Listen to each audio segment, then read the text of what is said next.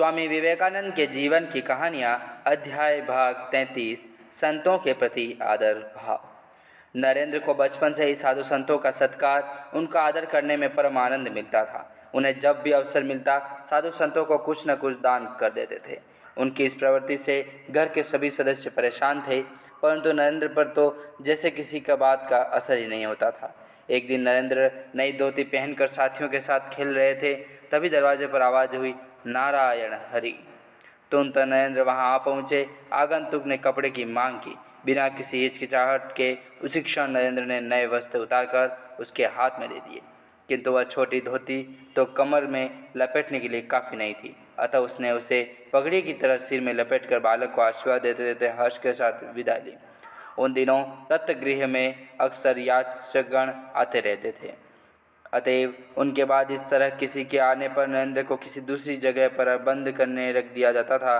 नरेंद्र इससे भी हतोत्साहित नहीं होते। अवसर पाते ही दूसरों को खिड़की से विविध वस्तुएं राह चलते साधु या भिखारी के हाथों में डाल देते और आनंद से उत्फुल्लित हो जाती।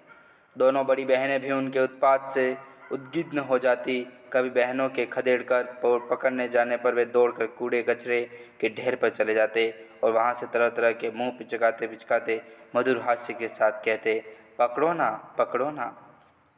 पालतू जीव जंतुओं के साथ खेलना उन्हें अच्छा लगता था।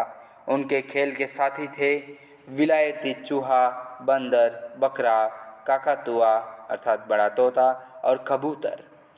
इनके अतिरिक्त घर की गौ उनकी परम प्रिय थी। उनके गले में माला पहनाकर, माथे में सिंदूर लगाकर और शरीर पर हाथ फेर कर भी वे उनके साथ कितनी ही मीठी बातें किया करते थे।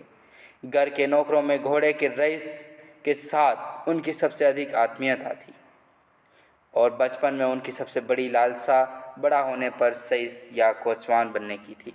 सिर पर पगड़ी बांधकर गाड़ी के आगे ऊंचे आसन पर बैठकर चाबुक घुमाते हुए चंचल चंचल घोड़े को नगर की जाने माने विभिन्न स्थानों में चलाने में सचमुच एक पुरुषोत्थित गरिमा थी।